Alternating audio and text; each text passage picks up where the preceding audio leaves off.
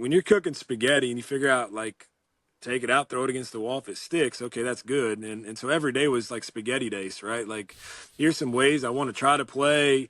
And then you leave practice going, no, that ain't it.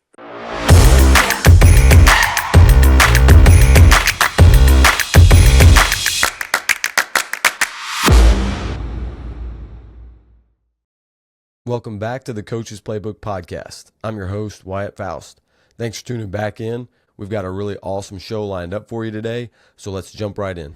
We're going to tip it off with a little three-point play. We got something for college coaches, high school coaches, and recruits. The first point is going to be high school specific, and it's going to be a late game situation that you're just going to have to consider without having the advance rule. A full court play with 5 seconds or so is a really low percentage, tough to execute, and very unpredictable type play. If you've got 2 timeouts, I would definitely recommend using a post player or a really good athlete and trying to get a deep inbound somewhere around half court. Take a dribble or 2 up the sideline near the coach's box and take a timeout. If you have 2 timeouts, you can take one late, get a really deep inbound somewhere around half court, take 1 or 2 really hard dribbles and get it deep up the sideline. And now, instead of running a full court play with maybe around 5 seconds ago, you're running a sideline play with 3 or 4 seconds, which is going to be much more efficient, easier to connect on play. So something that I picked up from Coach Tim Riley when I worked for him at Owensboro Catholic on the boys' side, and I always thought that was a really, really smart idea at the high school level. The second point is for college coaches. First off, I think 2-for-1 situations are criminally underused and under-attacked. You may have 3 times a game where you run into situations where you could go for 2-for-1s and find yourself 3 extra possessions in that game. And of course, you have to trust your team to get the defensive rebound on your defensive possession, but those might be 3 really big possessions. And even if the shot quality isn't quite what you would want or be hunting, I think you can still get something up on the rim and give yourself a good chance to steal a bucket or 2 throughout the course of a game. If you can get the shot off around 42 to even 50 seconds, you got a nice buffer there where you can earn that second possession going for 2-for-1. Something really cool I picked up watching the NCAA tournament last year was a team who actually did a 2-for-1 kill. So really smart by the team who was on defense. They knew the other team was going for a 2-for-1, and you could hear the coach audibly yelling something, whatever their term was for their guys, to cue them to take their time inbounding it. And so instead of sprinting to inbound and throw it in quick like they normally do, their inbounder walks very slowly, grabs the ball, and then gives it a good 2 or 3 count before he inbounds it. In the first 3 quarters of the game, the clock's not going to stop after a made basket, and so you can make sure even if the other team does get it off in their 2-for-1 that you're going to get the last shot. And this doesn't even have to be in situations where the other team is intentionally going for 2-for-1s. These things can naturally happen, and if you're prepared for those and you've got some kind of call for those and you're proactive and you think ahead as a coach, that's a call you can be calling from the sideline to make sure that in those situations you're guaranteeing that your team gets the last shot in those quarters. All right, the last point is for high school recruits in regards to college elite camps. Might catch some hate from some college coaches on this one, but I think it's important for recruits to know and fully have a grasp on what everything looks like. First of all, it kind of depends what you want out of the elite camp. You might just be going because you want to pick up some drills, you want to compete, you want to see where you're at and get worked out by the college coaches and their staff. And if that's the case, then great. I'd encourage everyone to attend any elite camp if that's what you're looking for and that's what you want to get out of it. On the flip side, if you're going to get recruited or maybe the school invited you, I think there's some questions you should probably ask yourself, but also ask the school. Did the school call you? if there's players I really want to get to our league camp because I'm genuinely interested in evaluating them further, or we want to spend some time with them and do some things, we will for sure talk to that player and probably their family on the phone before we invite them to a league camp. If a school is blasting out emails, even if your name's on it, it may not be the most genuine invite. I know there's been instances in the past I've known where schools will pick up the AAU tournament book that they had to buy. They'll find every team that is within a geographic radius of their school and literally just invite every player on those teams as a moneymaker and a fundraiser for their programs. But I think a great question and a fair question to ask those coaches who have invited you to elite camp, ask them what they liked about your game or maybe things that you can work on and improve on. If you get a really vanilla answer, it's probably a good sign that they really didn't know or they really aren't sure. If someone's serious about recruiting you, then they have had multiple coaches evaluate you. They've done their homework and they've taken their time. And so they're definitely going to have a pretty good answer and response for any questions like that. You can also ask what their recruitment plan looks like and what is their schedule and how do they approach all those things. I tell the players we recruit all the time, listen, this is your recruitment. So ask the tough questions, ask the hard questions. If there's anything you're curious about, ask, because the school is going to do their homework and you need to too. Today's guest has set the coaching world on fire. In just 2 years as a head coach at Chattanooga, Coach Shawn Poppie has put together a pair of 20-win seasons and turned around a 7-win Chattanooga program in just year one. In both his seasons at the helm, they were NCAA tournament bound by winning the SoCon, and after his first season, he was named the NCAA Division I Rookie Coach of the Year. Today's guest has been a proven winner at every stop along the way throughout different levels across the NCAA. He's coached at Division II level. He was an associate head coach at Virginia Tech, following that up as a head coach at Chattanooga, before landing at his current position as the head coach for the Clemson Tigers. Coach Poppie's an all-world dude who's known as a high-energy guy who brings a ton of passion to practice and to the sidelines every single day. He's an ultimate competitor, but his players absolutely love him. We're super fortunate to have Coach Shawn Poppie on the podcast today. Coach Poppie, thanks for joining the podcast, man. I appreciate you having me, brother. It's good to be here this time of year. Yeah, no kidding. And you guys are sitting at 2-0, so it's it's even better to be sitting here undefeated. Doesn't matter how far into the season. That feels good too. Well, it's funny. We keep talking about that honeymoon stage. You get a new job, and in that 6-month gap leading up to your first games, you're still in that honeymoon phase. So now that we're 2-0, we're still the back end of this honeymoon, right? At some point, it's going to end, but we'll enjoy it while it still lasts. Every minute of it. I've got good intel that you're a big sneakerhead. How many? No lying. How many pairs you got? It's interesting. Now that we're back in this Nike deal school, it's helped my shoe game for sure. But it's killed my bank account and wallet since getting this job. I would say, I don't know. I'm not like as crazy as some. I probably got 25 or 30 pairs of J's. You mix in with some Dunks on top of that. You're probably, 35, 40 in. Okay. All right. That's pretty deep. But I mean, is there a sacred pair, like must-win game? I'm pulling these out. Man, no.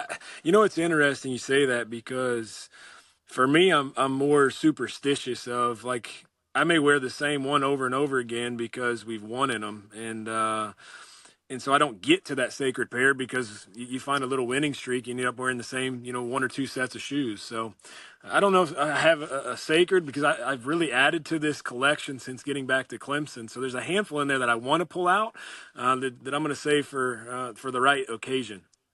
Yeah, and you also worst case scenario is you bust out a pair you love, take a loss, and you're like, well, so much for them, man. Then we're retired. Yeah, absolutely. Absolutely. I did that same piece down, when we were at Chattanooga. I bought a new set of Yeezys, and they were one and done. That was an expensive one and done game. That's real. If you're in coaching, you get it. That's too real.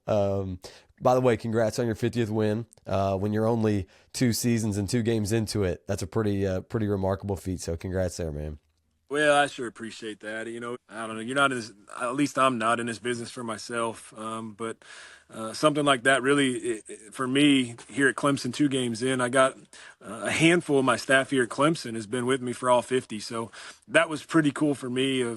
We get to celebrate a little bit of that as a group. Not only a couple staff members, but Addie Grace Porter, who left, Chattanooga, came with us here to Clemson. She's been a part of all 50 as well. So thankful for the group I've had around me. And as you know, it takes a village in this thing. So I've been very, very fortunate and blessed to be around the right people. Yeah, man, and that's not just something you're saying. I think everybody gets to portray whatever image they want. We got camera crews all the time filming stuff, and what a great person we are, and how and we can put whatever we want out there on social media. But yeah, when you say it, you mean it, man. I know what a family guy you are. A lot of people get lost in this thing. I actually had Coach Freilich at Michigan State on, and one of the terms she used that I thought was so cool was she talked about work-life integration. I asked about work-life balance, and she talks about work-life integration, and I'm like, man, that hit me on the head, and that was like so awesome. And I know that's something that, from talking with your folks, like you have your family around, and other staff members have their family around, and even at your level, to not lose sight of that, I think that's awesome. I'm gonna have to use that. I love that. You're exactly right on that. We try to, for us, it's just like we preach family, but to do it, you better live it too. And that's not only my kids, it's my staff kids, and it could be parents of some staff. We have open practices, so our first game of the year, I think we had 5 sets of parents of our players in like, no, like, come be a part of it, right? And we're not hiding anything. We want y'all to be a part of it. It's special, and you can't preach it and not live it. But I tell you what, the other piece of that is I've had, again, back to being around good people. I mean, I got 3 kids, all boys, 8, 3, and 1, right? So them being around ain't just like there's other people around. It's chaos. And so for them to have open arms and kind of be really aunts and uncles, really, of my kids has been really cool to watch. Yeah, getting pressed don't bother you when you're used to having like 8 people on the floor all the time anyway. So that's what's great about having that crew around. You had a historic playing career at Limestone University, in the all-time record books. I mean, assists and steals. I think 11th all-time leading scorer there. And you're obviously in good shape. You still play any pickup? You doing any noon ball or going to the rec league and getting out there, man? I gave it up a couple years ago. I really did. I tell you what, like, one little movement and you feel like you pulled a hamstring. I'm like, the last thing I want to do is end up in these boots or these leg braces that you see some of these coaches in on the sidelines from trying to still live their glory days. Right. So with that said, I have been running recently to get back in good enough shape because Dabo runs a really good noon ball game over in the football facility every Wednesday. And I've been giving him heck about not getting an invite. I'm like, I've been here 6 months. Where's the invite? And he's like, you're on the wait list. So as I'm on that wait list, maybe I can get on that treadmill, get in shape so that when my number's called, I may get out there a little bit more. Yeah, you're gonna have to stay ready. There's probably no getting ready for that, man. Right. But hey, anybody that's watched you coach, they know you've got that quick twitch. I mean, it is watching your teams play is fun. Watching you coach them for me is probably as fun. I don't know I've seen anybody get out of a crouch into a 3-step quick sprint like you. Man, you probably the all-time great is the commitment GIF that you had, the midair splits to the Tiger Wood fist pump. That was pretty elite, coach. Well, it's interesting because some people, hopefully don't feel like it's me trying to gain any kind of attention, right? It's a genuine myself. You come in practice, it's the same way. It's no different than I ask my team to bring energy every day. We're doing the same thing, not only myself, my staff.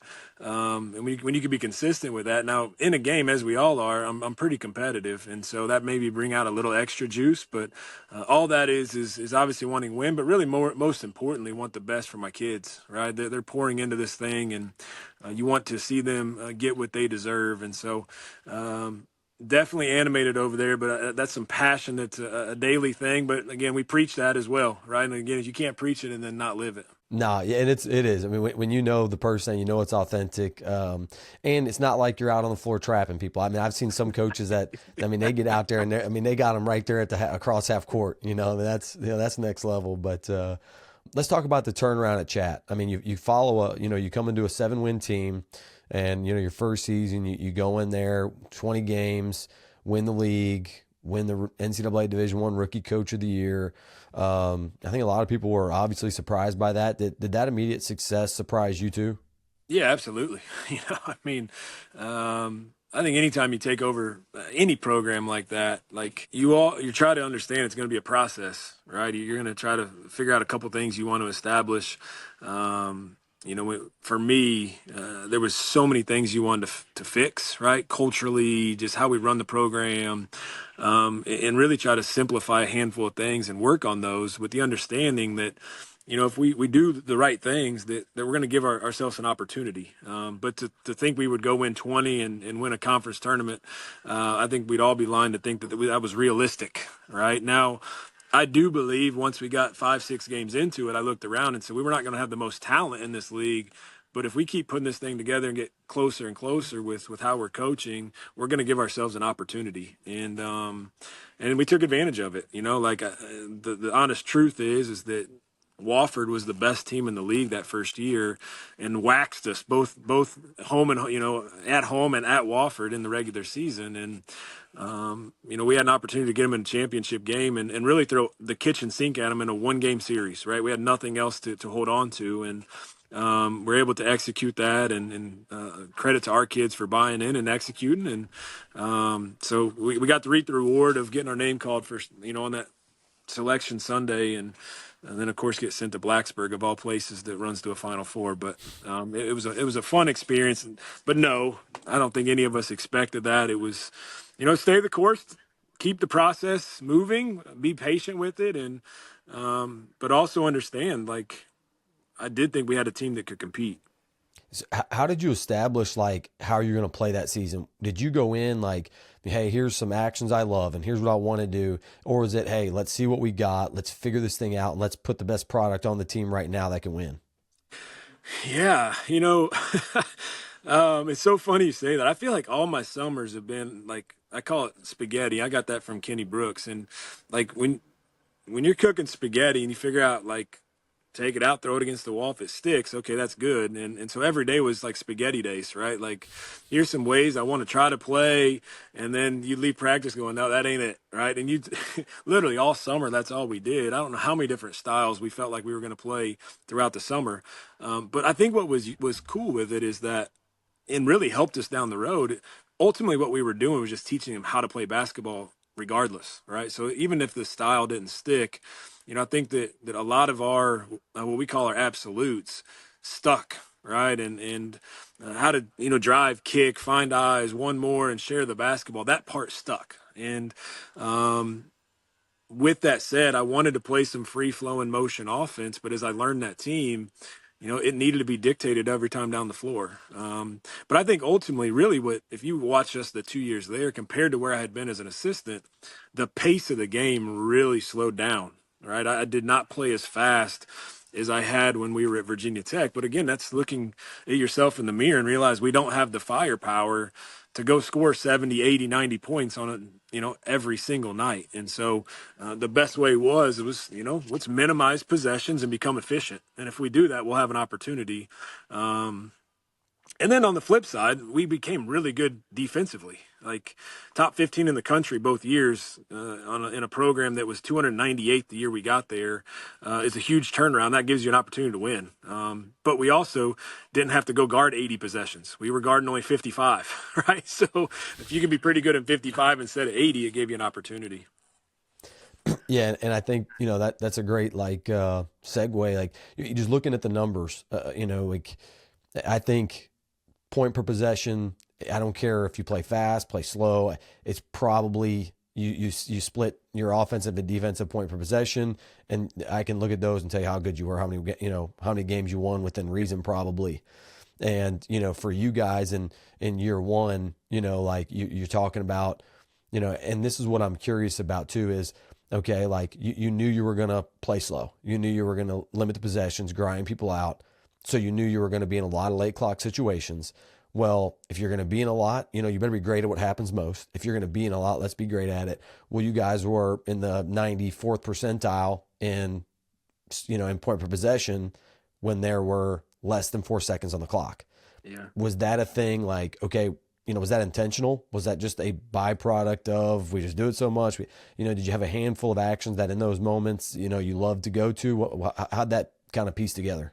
Yeah, that was a daily debate in our staff meetings. Shoot, we're having them right now, like because we're playing a mixture of some transition and then getting into that late clock, and all my staff, we got to get in a bunch of little actions to finish the shot clock. I'm like, I don't want that. We're just gonna keep playing, right? Gonna keep playing, and do we have a couple? Absolutely, but I just feel like kids, the more you give them an out to do that, it's going to be 11 on the clock. And we're going to back the damn thing out and going to have to start over again. And so for us is like find ourselves into right understanding who we are, the ball get to the right person, and try to make a play for us late clock within our actions, right? Like we're running some Princeton stuff. We ran some of that. We ran, just some high ball screens naturally at Chattanooga.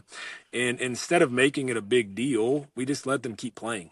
Right. And I think sometimes when you try to make it a big deal, then they overthink it. And then like, golly, like then you get tense. Right. Well, you can't be tense late clock. Right. And then also I think too is like we were in it so much. Like we had possessions where we took shot clock violations, and I can't get mad at that. Right. It's like, it's all right. We'll get the next possession. And so it didn't never allow them to have, negative emotions towards late clock or coach mad at me because we didn't execute every possession, because there was plenty that we were pretty darn good late clock. And I thought a lot of that was we just continued to play right within, again, our motions are different from Chattanooga to Clemson, but how we were playing in the motion, late clock stayed true during our time at Chattanooga. I think you bring up a couple like really cool things that every coach, needs to consider, and things that you do it long enough, you see it, you just, when teams, when the clock hits 11 and your entire bench starts counting down, I mean, that there's a lot of things that's a third of the clock. There's a lot of good things that can still happen, right. But everybody's just freaks out, so then you get into your whatever, if it's just a high middle ball screen. But when that's kind of who you are, and like you said, I love how you talk about like there's a natural flow within what we do as we're hitting those late clocks, and over the course of time, the shot clock violation we take will be washed out by the amount of good natural possessions we get. When you go to a late clock thing, and if we're like, hey, 10, like whatever, head tap, bring it. Well, the other team is going to be pretty settled and going to get their best coverage. And you rarely get really high quality shots in those moments. 100%. Same thing for end of clock. Well, and it becomes scoutable again, right? Like that's the thing about today's game. Like transition is the hardest. I mean, again, you better be just good at transition defense, but it's not scoutable in a sense. Like the game is coming so fast. Anytime you stop and slow the ball down, there's so much dang film and tendencies that it becomes a heck of a lot harder to score, or expect that if you're going against a good coach, that they're not going to have some kind of wrinkle when you do back that thing out, right? Like, you look at some teams now, and this is really more like late quarter, maybe not as much late clock, but NC State does it quite a bit. I don't know if they'll do it this year, but you back it out to half court, and all of a sudden they're running into a 2-3 zone defense, right? Or all of a sudden they're going to go come run and jump you, and they're going to speed you up and make sure like you don't get to run something at the end of a quarter or a clock. And so instead of having all that, just keep playing. Right. Keep playing and take some of the coaching out of it. Right. Sometimes we want to overcoach or allow the other team to be good coaches. Yeah, no, for sure. And I heard an awesome quote a while back, and a guy was talking. He said, if you're not good at transition defense, you don't get to play any other kind. So, if you pick one phase of defense to be good at, it better be transition. But I really like that quote. I got a question on that. Right. This is me back to you. I know this is conversational, just starter. Like, I think some of transition defense is how hard you crash. Right? Like, are you in the NBA style? Everybody's getting back, right? Or how hard do you crash? You send everybody, right? Which forces everyone to rebound. Like I'm watching our Clemson men and how many people attack the glass, because I think natural is like if you send that many people, who's back? Well, you continue to get offensive rebounds, like it slows transition offense up too, you know. And so I think that's a huge debate that I've never really thought of both ways, but I've always been more so the shot goes up and we're scared of transition, like I'm screaming get back, right? It, yeah, I think with everything, it's like, to me, it comes down, is the juice worth the squeeze? If we're getting the boards and we're sticking them back and we're getting extra possessions and, and we're getting more than you're getting behind us, I think that's worth it. And, and I think too, like your style, if you're playing a minimal possession style, I'm probably getting everybody back too. And I'm making sure I'm going to grind you out for every ounce. If you're a high volume team where 2-4 points, whatever, doesn't bother you, but you need to rack up possessions, kind of where we're at, we're trying to get 100 possessions a game. Well, you're only going to get them by getting some O boards, and you're pressing anyway. People are getting behind you anyway. So, typically, that it is. And I tell you what, I don't know if you've ever heard of the concept, but there's a concept called tagging up. Yeah. That's what our men are doing right now. Yeah. Okay. Yeah. So the guy that's at Charlotte right now kind of brought that over, and it's an unbelievably cool, idea. And I think there's a lot to it. And I talk with him a lot about it. Aaron Fern's his name, if you want to look up what they do. But, they kind of, when a shot goes up, they all run straight to their guy, wedge them. They'll take the long boards that go over your head, but they're not going to get that underneath position.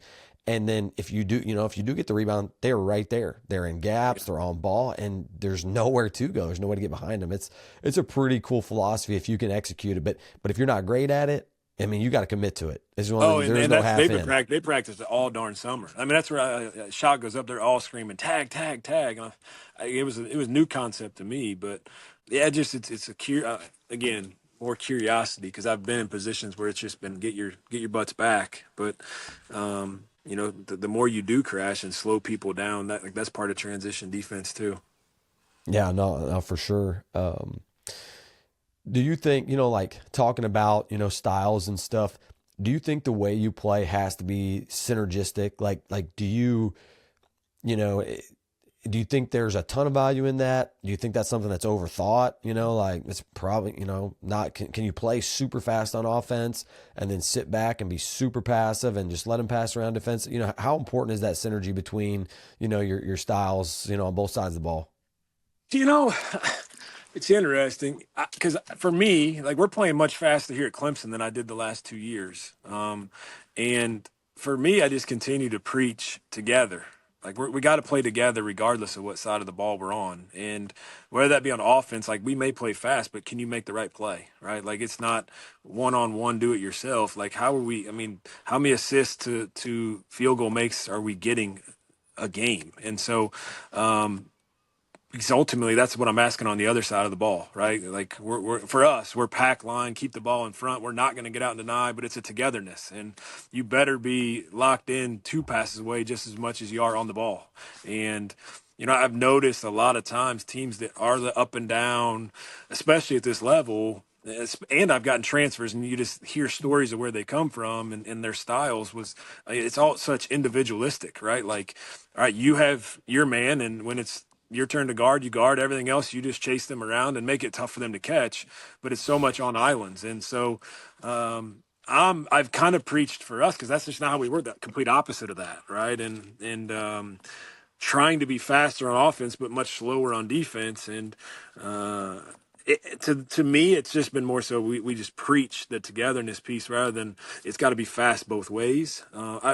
Ultimately, your style has to be based on what can your team perform to be successful. And, that's where I'm trying to find the balance with my team is like I think we are capable to score, and we're going to have to play in transition. But then what's the balance of that to slowing it down and trying to get some actions and or into our motion? On the defensive side of the ball, we have no choice, in my opinion. We don't have enough depth and athleticism at guards to guard you 94 feet and make it chaotic. but we're also not long enough to sit back in his own or even really deny and pressure you, right? Like it's going to have to be gaps to protect one another for us to have success. So we're going to try to play slow on defense and faster than I have on offense because I think that's what this team has to do to win basketball games.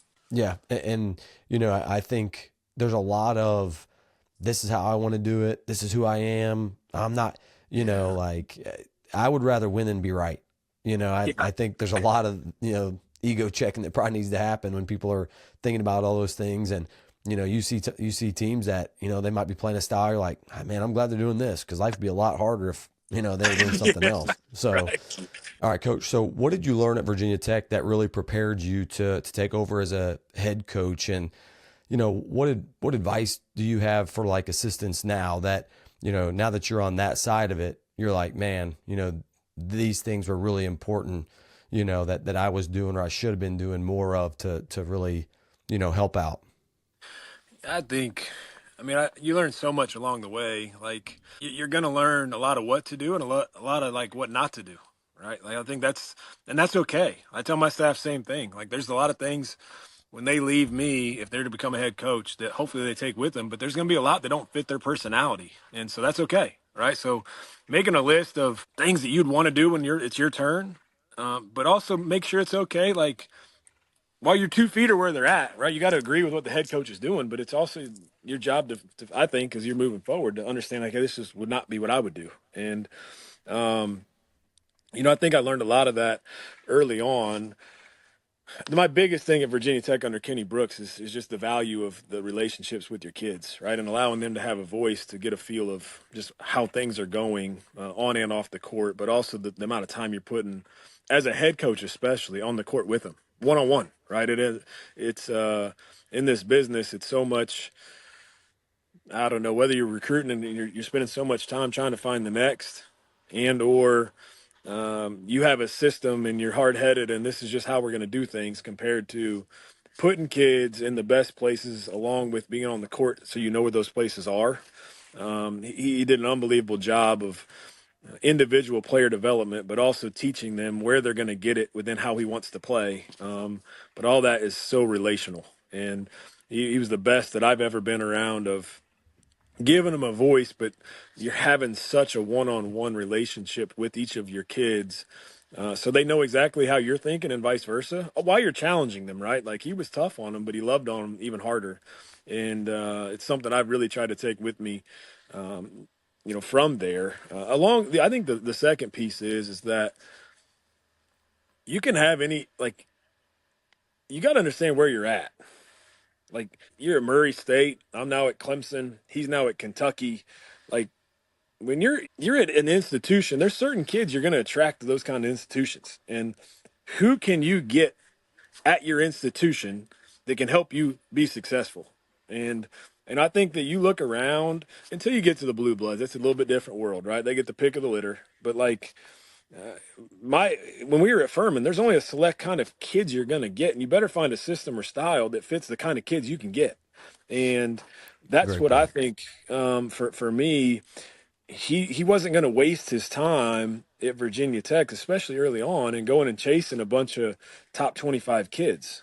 Like the reality was they weren't coming there, and he was going to invest his time and interest on kids he could help turn into top 25, right? And taking kids like Georgia Amore and Liz Kitley and Kayla King and like kids that were getting recruited, but like not to that level. But they fit what Virginia Tech was, right? The type of kids that normally come to Virginia Tech. And, I think that we're trying to do the same thing here at Clemson, and then put a system around it that can be successful to that kind of style of kid and not forcing a style on the reality of what you can recruit. And so I think that allows you to develop in an even better way because they're going to have an opportunity for success.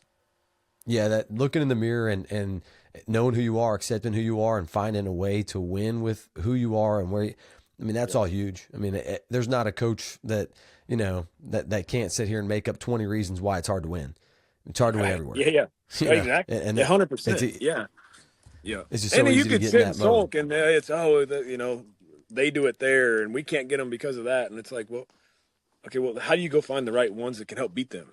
right? Like, and we used to always, especially as that thing got going, like we got 0 McDonald's All-Americans and we just beat X, Y, and Z who had 7 of them, right? Like, Right. it's okay. It can be done if you get the right people, instead of always it can't be done, or chasing your tail, going and really, and again, like you got to figure it out. Like when that changes, like I think it has for him, right? The type of kids you go and recruit based on the success too, but that keeps you, I think, from going crazy in this business, especially on the recruiting side of things. Yeah, for sure. Uh, so I'm watching a nationally televised game, opening day. I won't mention any names because Lord knows you'll probably play them, and we're not trying to pump out bulletin board material. Side note: do you believe in that? Like is that something like do you tell your play? Is that something you address or even tell your players like, hey, let's be smart, let's not, do you use it if you see, you know what I'm saying? Yeah, we definitely use it. I haven't had opportunity to have to use it here yet, but like, we definitely used it in my time at Chattanooga. Like, there was a lot of, just stuff you'd hear and see. Whether it be from kids' social media that you've screenshot, or coaches that maybe just, and they may not even take shots at us, but don't give respect when it's our turn, and so it was stuff we used. I don't talk too much about our current kids using any of that, because I think we're still trying to find our own confidence, to be honest with you. Right? It's hard to take shots at anybody else when you're trying to search for your own. But it is something, I think that, especially in 2024 with social media, that we have access to so much, and you do got to be careful, without a doubt. Yeah, I tell when I was a head coach and we were playing a really great player that, you know, so you could get them going and they like to talk trash. We would tell them all the time, hey, if you foul them, pick them up, tell them you're sorry, tell them how great they are. No, just let them keep coasting, let them cruise. Let's not wake these dudes up any more than they Yeah, already, don't poke the they're good bear. enough. Do not poke the bear. No. Uh, but I got I got sidetracked because that stuff always intrigues me. But so I'm watching a game. And, one team is very, they're very set oriented. They run their stuff. They're great at executing their stuff. And, but the other team is extremely disruptive defensively. Those teams that, they're denying double entries like crazy. They're pushing your offense out. They're messing up your timing, your spacing, your entry points, all those things that are nice and pretty all preseason, and next thing you know, like, they're just,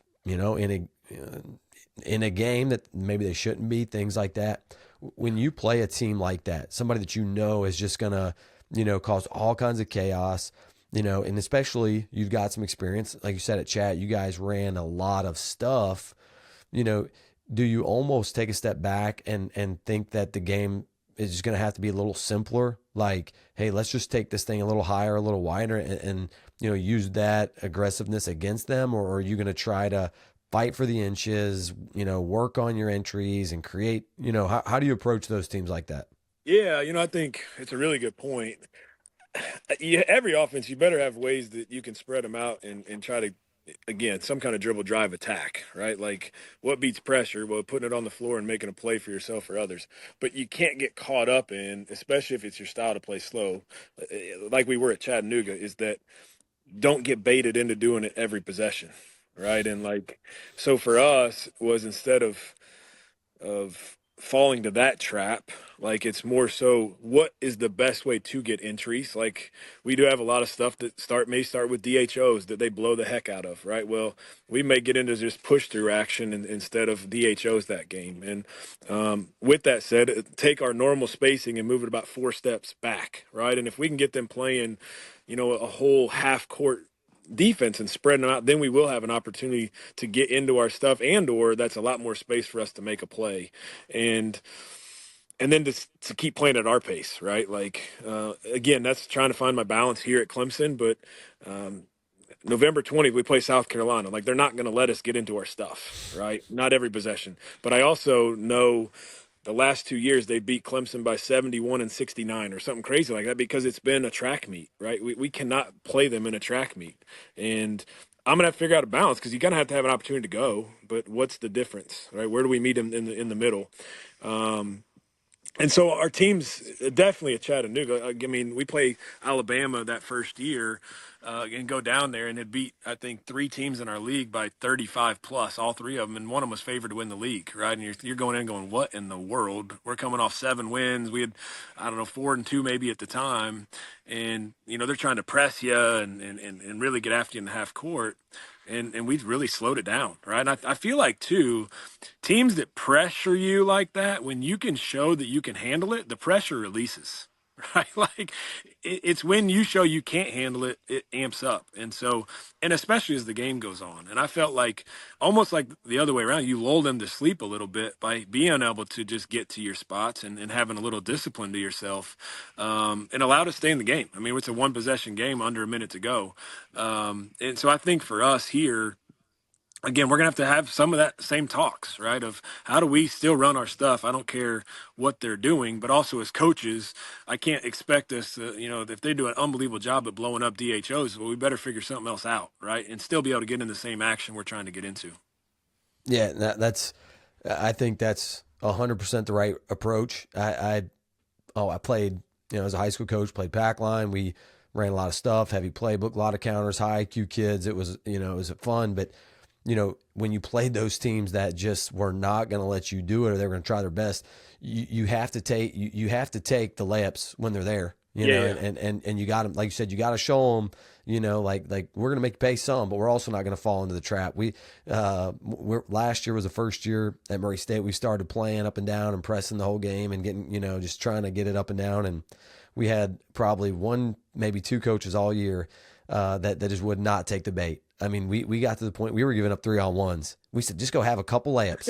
It'll be fun. Just try it. You might like it. And they would circle that 3-on-1 right back out across the free throw line, pull it out, and weave it up top around half court. I mean, we just, and it was great. Credit to them. It was funny to see, and but that it shows the discipline. It shows an idea of a game plan, a game understanding. It's bigger than this 2-on-1 right here over and over and things like that. But no, I think that's all. I think that's all good I'm stuff. interested to see. I mean, kind of on that same talk, like we played Kim when she was at Marshall last year, right? And obviously their style, now she's at Tennessee.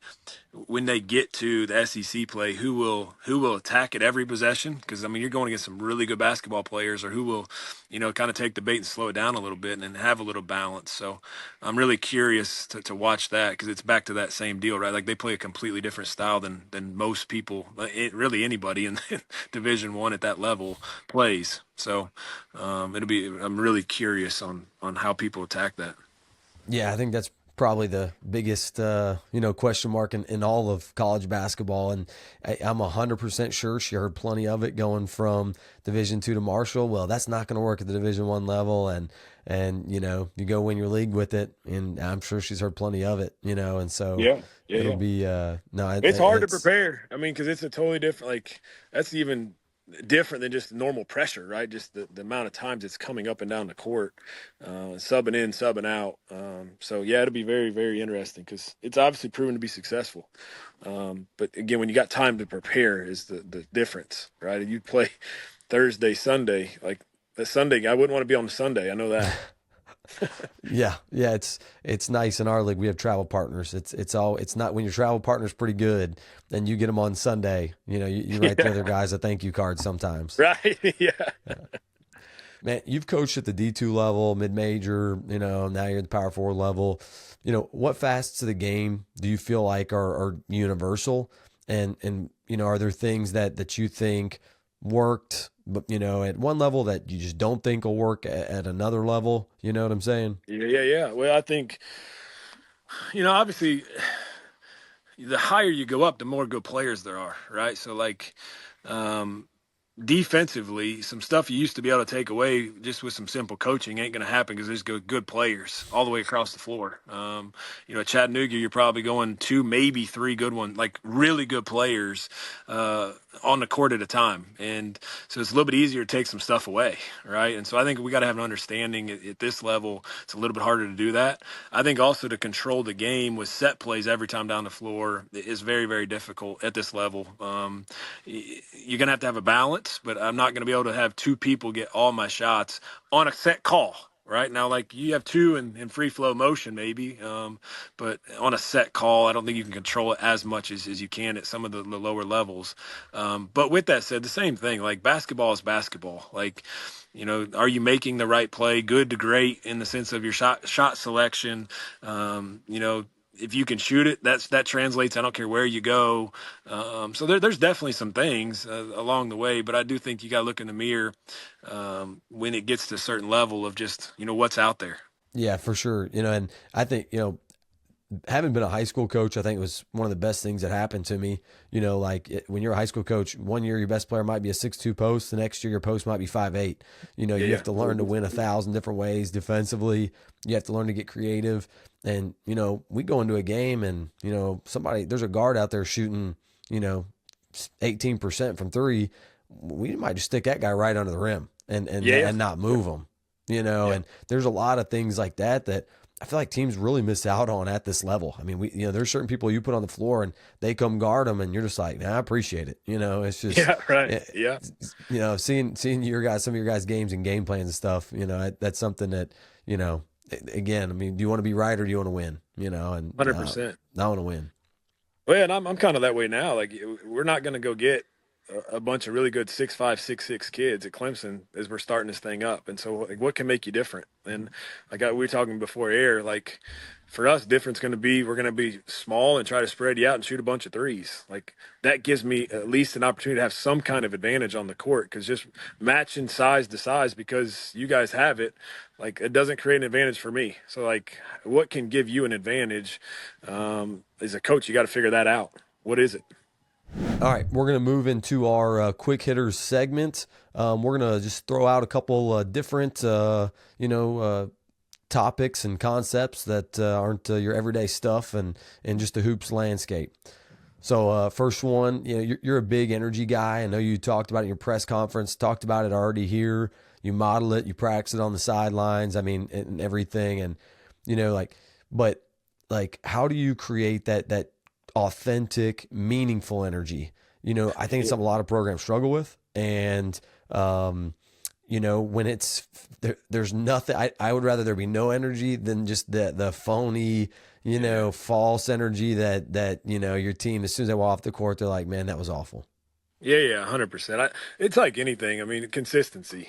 Like anything you're trying to preach and live by, you better be consistent with it. And it does take time. Like beginning of it is, I think there's a lot of like fake it till you make it energy, right? But then what happens is you start seeing the results of when you're thinking about someone more than yourself, how much more success you have individually, then it's a lot easier to buy into it, and it's something we believe in. We're going to show it every single day and be consistent with it.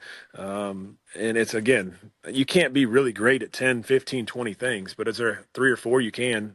And one of them for us is that. And so we got to live it every day and be consistent with it and continue to preach it. Yeah. Are you a coffee and up at 5 a.m. guy, or do you just have the Lord's force rolling through you at all times? Yeah. Well, a lot of coffee, but not at 5 a.m. Yeah. Okay. All right. Next one. If you could change one thing, you take your pick across the college basketball landscape, what would it be? Well, I think that we got to get this NIL thing on guardrails to it, so we can all be as close to equal playing field, right? Like, there's a difference of if you're a coach at that institution compared to X or Y or Z, but the NIL side of things, where it has gotten so out of hand. The amount of, again, not that I don't believe in it now, that's not what I'm saying, right? But we got to get some guardrails on, putting it on equal playing field for all of us, or close to it, right? Like there's got to be a salary cap of some sort. We're not in amateur athletics anymore. It's just the reality of it. So finding a way to balance that out so that, because I think that we got the most parity that we've ever had in women's basketball, and it's going to go away unless we get some guardrails on it. Pretty cool. You bringing up parity in our game.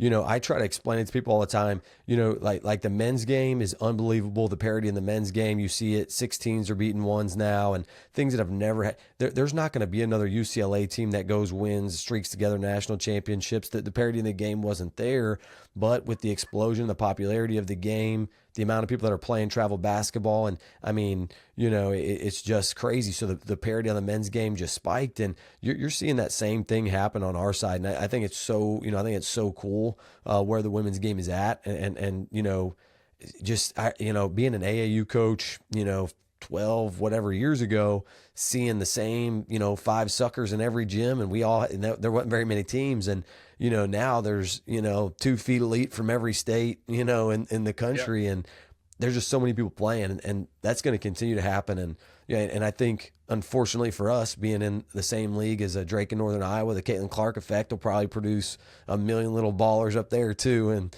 so hopefully some Iowa ballers that want to go to Kentucky or something. But I think that's a cool, just little side note about the parity in our game. Oh, absolutely. And you're right. Like, there's just so much more talent now because there's a lot of young girls that want to play, right? Because we've gotten attention to the game for the right reasons. And so while that's happening, we got it on the upswing. Let's keep it there, in my opinion. Yeah, no doubt. Okay, last quick hitter here. When it comes to shooting, and you're evaluating players, I think shooting it seems like every time you're on the fence, but when they're a no-brainer, they're a no-brainer. I think every time you're on the fence about a kid, it almost always seems like that's the piece of it that you're trying to figure out. And how much do you think you just have to recruit shooting? And how much do you look at a kid and think, that kid can and will get better? Yeah, that's a really good question. There's the no-brainers for sure. We got one, Hannah Cohn. She's a no-brainer. But then we got a handful of others that I think that, like Mia Moore, I felt like she should shoot more of them, and let's tighten some things up. And I think you're going to see the product of that because of how much work we put in one-on-one with it. So we're going to make you a better shooter. You got to have some confidence to shoot it, right? But I think there's a lot of them that have not maybe had the green light. There's a mentality that comes out. That's obviously, I'm talking more on the portal side of things. But even high school, do you have the confidence enough to shoot it? There's a start, right? And then the other piece of it may not even be their form and that kind of thing, but are they coachable, right? Are they going to be willing to put the work in and work on the little things that we talk about? Because we're going to do a lot of one-on-one with them. But if you have no confidence in the world, I can't create that, right? And so that's kind of what we look for is really the confidence level mixed with the coachability piece that I believe we're going to help make them a better shooter. And we've made everyone that I've been with have made better shooters if they're going to put the work in. Chattanooga, I inherited Seeger and Ola's daughter. I think she shot 20% as a freshman, 38% with us, and double the attempts, right? And some of that is we worked on it, but we also put her in positions to where she knows when she's going to get a shot. That helps too. Yeah, for sure. And I think, as I got a little older, one of the best things that I started doing with some of the player development pieces is when you have, everybody's got some kind of system. I mean, right. Yeah. If you run a lot of pin downs, you just know the window shots, the sit down threes you're going to get, the trail threes you're going to get when they're tagging. So getting a volume of shots in familiar spots from familiar reads, when I started doing that, all of a sudden, they just spiked, and it is. I mean, it's a familiarity. It's a confidence piece. Like I've made this specific shot so many freaking times. Like this is nothing. I got a text the other day from a coach. I got a text the other day from a coach said, "What do you do in pregame? Is it a routine? Is it scheduled? Because I just got a question because your kids come out and get game shots, like not game in the sense of speed, game in the sense of they're getting what they end up taking in a game, 90 minutes for a game every time I've watched you play." And I said, well, that's obviously a product of, we worked on their shots, but they're going to go practice the shots they get every day. And it's exactly what you just talked about, right? Are you practicing shooting or are you practicing shots they're going to get? Yeah, big difference. Big difference. For sure. And making sure they have an imagination to understand that too and feel that. Right. I think for all that stuff, plays into it. So that's awesome. All right, Coach, I'm going to throw the full court press on you. Last segment here. You're going to have 10 seconds to get it across, all right? Yeah, I got you. All right.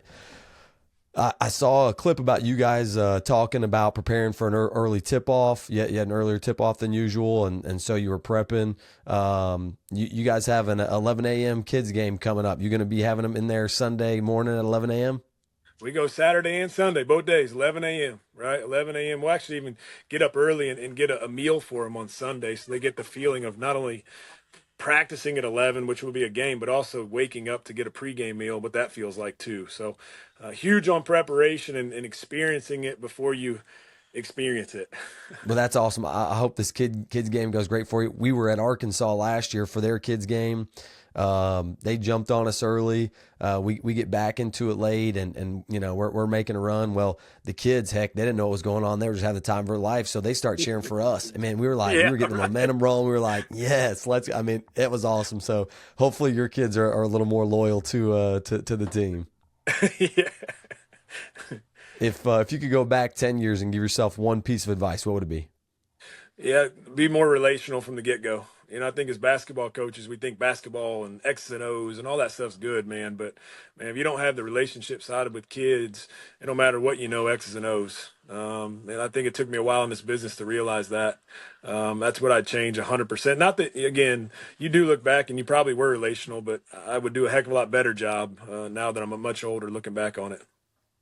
All right, last one. What is one thing that a recruit, regardless of talent level, might do that'll get you off the radar? Like, what's just an absolute no? I don't care how good you are, we're not taking you. Yeah, it's just attitude towards your teammates. All right, you better be a good teammate, especially with how we do things around here. So, I don't care. Heat of the moment does not matter. You better be a good teammate. That's good. I like it. We're not making excuses for you. You're a part of this thing. Let's be all in together. Coach, man, I appreciate your time. This time of year, I know everybody's got a lot going on, but I love talking basketball with you. I bother you every sideline chance I get. So having you on the pod was great, man. Well, it's good to have some more time with you, man. I feel like we're always catching up on the recruiting trail, or obviously watching you from afar. Is your guys' system? I'd love to get you on a separate call sometime. Just your philosophy and how you guys are doing things up there. It's unique, and definitely a fan from afar. So I appreciate you having me on this. Yep, for sure. Good luck, man. All right, you too. Thank you. For sure. All right, at the buzzer with my closing thoughts. We are called the Coaches Playbook Podcast, so I thought it would be awesome to share this must-add quick hit that Harvard women's ran against Indiana. They were down 3 end of the game. They ran a really nice double stagger ball screen where the second screener ghosted out pretty early and loops back around, and the first guy's diving out.